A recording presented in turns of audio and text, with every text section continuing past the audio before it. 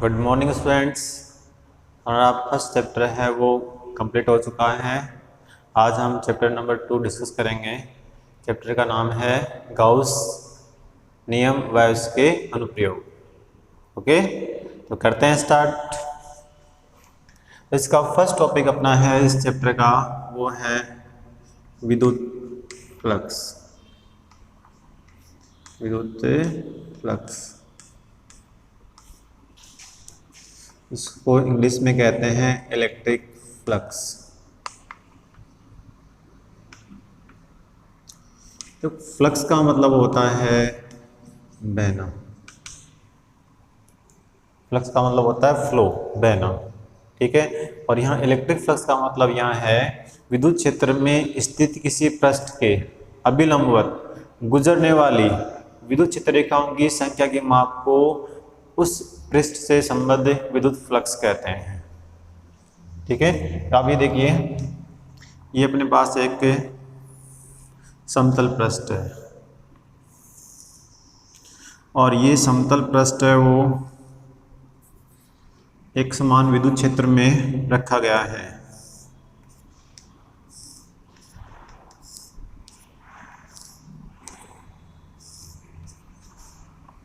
ठीक है।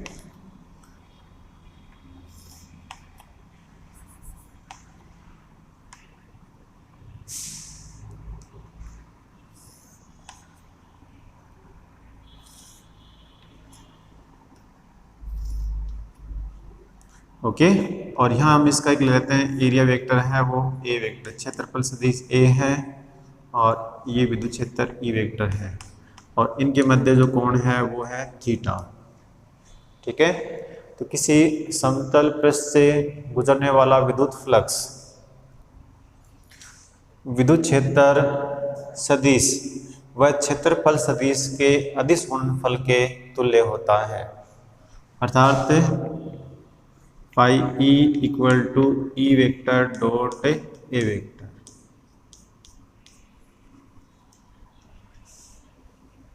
क्लियर हुआ?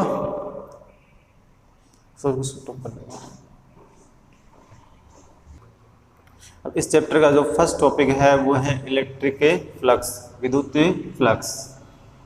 ठीक है। तो सबसे पहले इसको डिस्कस करते हैं। फ्लक्स का मतलब होता है फ्लो, या फ्लक्स का मीन है फ्लो। फ्लो का मतलब होता है बहना। ठीक है। और इसको हम किस प्रकार से डिफाइन करते हैं कि विद्युत क्षेत्र में स्थित किसी पृष्ठ के अभिलंबवत गुजरने वाली विद्युत क्षेत्र रेखाओं की संख्या की माप को विद्युत फ्लक्स से कहते हैं और इसे हम फाई ई से दर्शाते हैं। किस दर्शाते हैं? फाई ई से। और इसको मैथमेटिकली अगर हम डिफाइन करें तो कैसे करेंगे? देखो, ये अपने पास एक समतल पृष्ठ है जो एक समान विद्युत क्षेत्र ए वेक्टर में रखा गया है। इसका क्षेत्रफल सदिश है वो ए वेक्टर है। तो इस पृष्ठ से गुजरने वाला विद्युत फ्लक्स होगा फाई ई। वो विद्युत क्षेत्र सदिश और क्षेत्रफल सदिश ए वेक्टर के अदिश गुणनफल के तुल्य होगा। ठीक है। अर्थात विद्युत क्षेत्र में स्थित किसी पृष्ठ से गुजरने वाला विद्युत फ्लक्स है क्षेत्र सदिश व क्षेत्रफल सदिश के अदिश गुणनफल के तुल्य होता है। और इसको अगर हम लिखें तो फाई ई इक्वल टू आ जाएगा अपने पास ई ए कोस थीटा।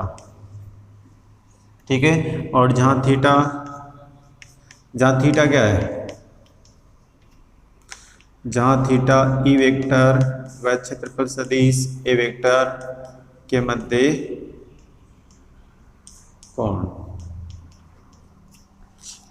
क्लियर हो गया? तो आपको इससे स्पष्ट हो रहा है कि विद्युत फ्लक्स का मान है वो विद्युत क्षेत्र और क्षेत्रफल और इनके मध्य कोण पर भी डिपेंड करता है। कोण का मतलब है कि जो पृष्ठ है वो विद्युत क्षेत्र में किस प्रकार से विन्यासित है, किस प्रकार से वो रखा हुआ है।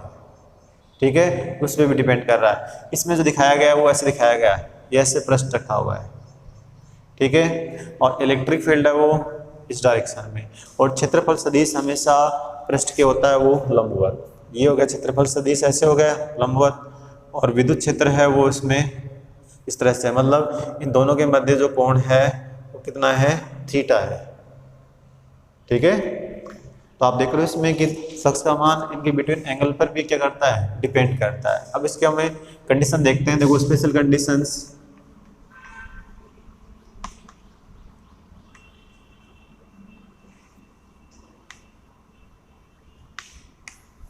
तो इसमें देखिए फर्स्ट कंडीशन अपनी है, यदि थीटा बराबर 0 डिग्री हो, अर्थात ई वेक्टर व ए वेक्टर परस्पर समांतर हो। ई वेक्टर और ए वेक्टर परस्पर समांतर हो। देखो इसको यूं भी कह सकते हैं कि विद्युत क्षेत्र है वो पृष्ठ के क्या है, अभिलंबवत है। ये पृष्ठ हो गया, विद्युत क्षेत्र इसके जब अभिलंबवत होगा तो क्षेत्रफल सदिश भी उसी दिशा में होगा। तो उस कंडीशन में जो फ्लक्स होगा वो phi E equal to E A कोस 0, कोस 0 1 होता है, तो फाई ई इक्वल टू हो जाएगा ई ए। ठीक है, और ये जो फ्लक्स होगा वो निर्गत फ्लक्स होगा। धनात्मक जो फ्लक्स होता है वो फ्लक्स कैसा होता है, निर्गत फ्लक्स होता है, मतलब वो सरफेस से बाहर निकल रहा है। और दूसरा, यदि थीटा 90 डिग्री हो, अर्थात ई वेक्टर व ए वेक्टर परस्पर लंबवत। अब लंबवत होंगे तो परस्पर लंबवत का मतलब ये है कि विद्युत क्षेत्र है वो पृष्ठ के समांतर है। ये पृष्ठ हो गया, विद्युत क्षेत्र इसके समांतर हो गया, तो ए वेक्टर हो जाएगा वो इधर हो जाएगा। तो ई वेक्टर और ए वेक्टर के बिटवीन जो एंगल होगा वो 90 डिग्री, 90 डिग्री होगा। तो ई ए cos 90 और cos 90 होता है 0, तो इसमें से कोई भी फ्लक्स से नहीं हो जाएगा। ठीक है, और थर्ड केस है, यदि थीटा 180 डिग्री हो, अर्थात ई वेक्टर व ए वेक्टर परस्पर विपरीत दिशा में हो। तो विपरीत दिशा में होगा तो उस कंडीशन में phi E equal to E A cos 180, और 180 डिग्री होता है माइनस, तो माइनस का ई ए। इस कंडीशन में जो फ्लक्स ऋणात्मक है तो इस फ्लक्स को हम कहते हैं निवेशी फ्लक्स। मतलब ये विद्युत क्षेत्र रेखाएं हैं वो उस सरफेस के अंदर प्रवेश कर रही हैं, और जब निर्गत का मतलब होता है विद्युत क्षेत्र रेखाएं उस सरफेस से क्या निकल रही हैं, बाहर निकल रही हैं। ठीक है, कंडीशन समझ में आ गई आपको। अब देखिए इसमें एक टर्म यूज हो रही है बार बार, क्षेत्रफल सदिश। क्षेत्रफल सदिश क्या होता है? देखिए क्षेत्रफल सदिश होता है कोई भी क्षेत्रफल अपने पास है,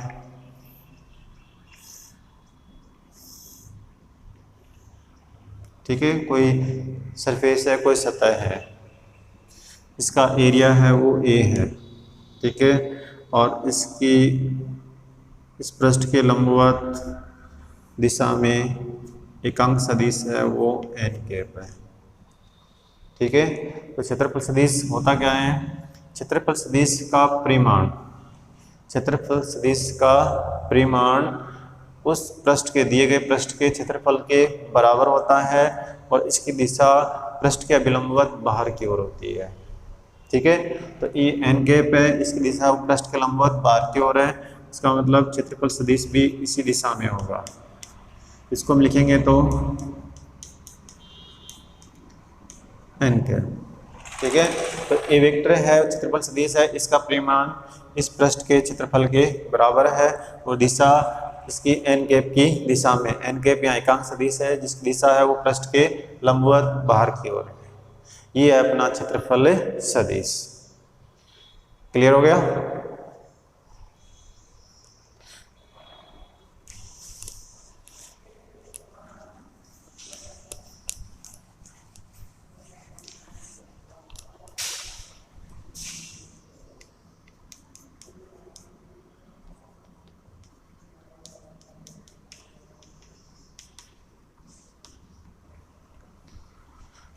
अब उसके बाद में देखिए हम फाई ई, तो आपने देख लिया फाई ई है वो क्या, ई वेक्टर डॉट ए वेक्टर, मतलब दो सदिशों का अदिश गुणनफल है, तो अपनी वो राशि आएगी वो कैसी आएगी, अदिश राशि। तो हम कह सकते हैं कि विद्युत फ्लक्स है वो एक अदिश राशि है, विद्युत फ्लक्स है वो एक अदिश राशि है। दूसरा देखें, इसका SI मात्रक, SI मात्रक देखिए, इसमें विद्युत क्षेत्र का मात्रक बताया था मैंने आपको न्यूटन और पर कूलम, एरिया का बताया था मीटर स्क्वायर, तो ये बन जाएगा न्यूटन मीटर स्क्वायर पर कूलम। विद्युत क्षेत्र का एक मात्रक और बताया था मैंने आपको वोल्ट पर मीटर, वोल्ट पर मीटर, और क्षेत्रफल का मीटर स्क्वायर, तो इससे आ जाएगा इसका मात्रक पे वोल्ट इंटू मीटर। ठीक है, इसकी विमाएं निकालेंगे, तो न्यूटन के लिए आपको बताया था मैंने, इसके लिए हम यूज करते हैं m1L1T-2, और एरिया के लिए L स्क्वायर, और चार्ज के लिए AT, तो अपना बन जाएगा M L3T-3A-1। ओके, और ये चीज़ ध्यान रखना, और आप इसमें आगे कि यदि अगर थीटा की वैल्यू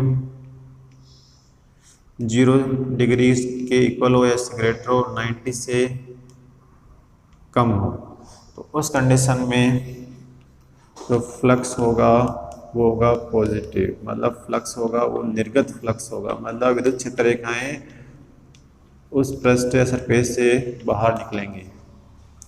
और थीटा 90 डिग्री होगा, तो उस कंडीशन में जो फ्लक्स होगा वो 0, कोई भी फ्लक्स से नहीं गुजरेगा। अगर थीटा है वो 90 से ग्रेटर है और 180 के इक्वल है या उससे लेस देन है, तो उस कंडीशन में फ्लक्स होगा वो नेगेटिव। नेगेटिव का मतलब है कि फ्लक्स होगा वो निवेशी, मतलब विद्युत क्षेत्र रेखाएं हैं वो उस सरफेस में, उस पृष्ठ के अंदर प्रवेश करेंगी।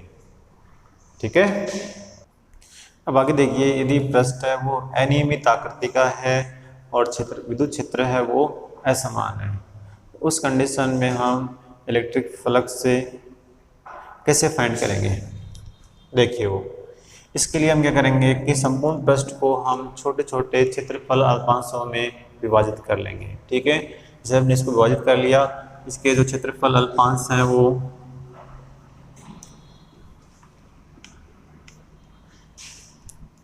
Del A1, del A2, del A3 और डेल AN। ठीक है, तो इस अल्पांशों से गुजरने वाला जो फ्लक्स होगा उसको हम लिखेंगे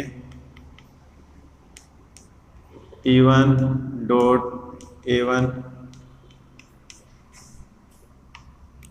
E2 dot del A2 vector, E3 dot del A3 vector, और En dot AN vector. Okay, हमने माना कि जो भी हमने अल्पांश लिया है उसको, उस अल्पांश को हमने समतल माना है, और उस पर विद्युत क्षेत्र का जो मान है वो भी कैसा है, x मान है। ठीक है, अब इसको हम यूं भी रिप्रेजेंट कर सकते हैं, सिग्मा EI और डेल AI, और यहाँ I की वैल्यू होगी वो 1 से लेकर n तक। ठीक है, अब यदि डेल AI टेंस टू 0 है, ठीक है, उस कंडीशन में हम सिग्मा के साइन को किससे रिप्लेस कर देंगे, इंटीग्रेशन के साइन से, तो अपने पास आ जाएगा इंटीग्रेशन E वेक्टर, और डेल हो जाएगा वो हो जाएगा DA, ई वेक्टर डॉट डी ए। क्लियर। और यदि सरफेस है वो क्लोज है, यदि पृष्ठ बंद हो तो हम इसको इस तरह से रिप्रेजेंट करेंगे, ई vector dot D A vector. और यहाँ जो साइन आ जाएगा, यहाँ जो आप देख रहे हो गोले का साइन, वो क्लोज इंटीग्रल है, मतलब बंद पृष्ठ के लिए क्या है, समाकलन है। ठीक है, तो phi equal to close integral E vector dot D A vector. ठीक है, और फ्लक्स से आप ध्यान रखना, इसमें क्लोज सरफेस के लिए है तो ये पॉजिटिव भी हो सकता है, ये नेगेटिव भी हो सकता है, और ये जीरो। अगर ये विद्युत क्षेत्र रेखाएं हैं वो बाहर निकलेंगी सरफेस से, तो उस कंडीशन में फ्लक्स है वो पॉजिटिव होगा। और विद्युत क्षेत्र रेखाएं हैं वो अगर सरफेस के अंदर एंटर करती हैं, अंदर प्रवेश करती हैं, तो फ्लक्स है वो नेगेटिव होगा। और कोई भी रेखा नहीं तो बाहर निकल रही है ना अंदर निकल रही है, तो उस कंडीशन में फ्लक्स है वो जीरो होगा। ठीक है, देखिए अब तक हमने विद्युत फ्लक्स के बारे में डिस्कशन कर लिया। अब हम इस पर बेस्ड न्यूमेरिकल करते हैं। तो अपना जो फर्स्ट न्यूमेरिकल है वो है विद्युत क्षेत्र ई वेक्टर इक्वल टू 200 आई के प्लस 300 जे के वोल्ट मीटर इनवर्स में स्थित एक क्षेत्रफल सदिश ए वेक्टर इक्वल टू 5 × 10⁻³ जे के मीटर स्क्वायर से गुजरने वाले विद्युत फ्लक्स का मान क्या होगा। देखिए विद्युत फ्लक्स की मैंने आपको स्टार्टिंग में परिभाषा बताई थी कि phi E equal to E vector dot A vector. Okay, अब ई वेक्टर अपना है वो 300 जे के और ए वेक्टर है वो 5 × 10⁻³ जे के। अब देखो सदिश गुणन का अध्ययन किया था हमने अपने 11th क्लास में, तो आपने देखा था कि आई का अगर हम आई के साथ करें या जे का जे के साथ करें या के केप का के केप के साथ करते हैं अदिश गुणनफल, तो उस कंडीशन में आता है 1। और आई या जे आई का जे के साथ या जे का के साथ या के का आई के साथ, तो उसका आंसर आता है 0। ठीक है, तो आप देखोगे जे का आई के साथ करेंगे तो हो जाएगा 0, फिर जे का जे के साथ 1, 300 को 5 से गुणा कर लेंगे तो ये 1500 हो जाएंगे, और ये 10⁻³ तो ये अपना आ जाएगा 1.5 वोल्ट मीटर, इसकी यूनिट हो जाएगी, ये आ जाएगा अपना फ्लक्स। ओके, एक सिंपल न्यूमेरिकल था ये। अब देखिए नेक्स्ट न्यूमेरिकल, एक 5 सेमी त्रिज्या की वर्ताकार शीट एक समान विद्युत क्षेत्र 5 × 10⁵ वोल्ट पर मीटर में इस प्रकार स्थित है कि इसका तल विद्युत क्षेत्र से 30 डिग्री का कोण बनाता है, तो इससे पारित फ्लक्स क्या होगा। ठीक है, तो आपको जो 30 डिग्री जो कोण दिया हुआ है वो उसकी सरफेस के साथ दिया हुआ है। ठीक है, ये सरफेस ऐसे रखी हुई विद्युत क्षेत्र है इस डायरेक्शन में, तो इसके साथ जो कोण बना रहा है वो कितना है, 30 डिग्री है। लेकिन जो हमने कोण इसमें जो लेते हैं ना, वो हमने लेते हैं ई वेक्टर और ए वेक्टर के मध्य। ठीक है, तो यहाँ अपने जो फॉर्मूला होता है विद्युत फ्लक्स का, जो फॉर्मूला वो अपने पास होता है phi E equal to E A cos theta, ये होता है। तो अपने को जो एंगल दिया हुआ है वो ई वेक्टर और ए वेक्टर के मध्य नहीं दिया हुआ, वो ई वेक्टर और उसकी सरफेस के बीच में दिया हुआ, वो कितना है 30 डिग्री, तो इनके बीच में कितना होगा 60 डिग्री। ठीक है, तो हमें क्या क्या दिया हुआ है, क्या क्या दे रखा अपने को, देखो इसमें ई का मान अपने को दे रखा है 5 × 10⁵ वोल्ट पर मीटर, और एरिया अपने को दे नहीं रखा, तो एरिया तो हमने इसे निकालेंगे, वर्ताकार है तो πr² से, पाई की वैल्यू आपको पता ही है 3.14, आर अपने को दे रखा है 5 सेंटीमीटर, तो मीटर में चेंज करेंगे तो 5 × 10⁻², 5 × 10⁻²। ठीक है, ये हो गया अपना 25 को इससे मल्टीप्लाई कर लो, 25 को 25 को 4 से करेंगे तो 100, तो 10 आ जाएगा, फिर 25 10 35, फिर 25 और 75 और 78 हो जाएगा ये। और पॉइंट इसमें 2 और पावर हो जाएगी -4, तो ये अपना आ जाएगा मीटर स्क्वायर। ठीक है। और ई वेक्टर व ए वेक्टर के मध्य कोण अपने को दे रखा है वो है थीटा। थीटा जो आएगा वो इसको हम करेंगे 90 - 30 इक्वल टू कितना हो जाएगा 60। ठीक है। तो फ्लक्स का आ जाएगा अपने पास ई का मान है 5 × 10 पावर 5 × 78.50 और cos 60 आपको पता ही है 1/2, तो ये 1/2 उससे इसको कर लेंगे तो ये आ जाएगा 39.25। ठीक है। फिर इसको 5 से मल्टीप्लाई करेंगे और इसमें 10 पावर -4 भी रहेगी अपनी, तो 5 से मल्टीप्लाई करेंगे, 5 को करें 25, 5 और 10 12 और ये 45, एक 46 और ये 15 और ये आ जाएगा 19 और 0.2 ही आ जाएंगे। और यहाँ अपने पास है 5 है और यहाँ पावर कितनी है 4, तो 1 बच जाएगी। ये आ जाएगा अपना 5 और वोल्ट मीटर। ओके।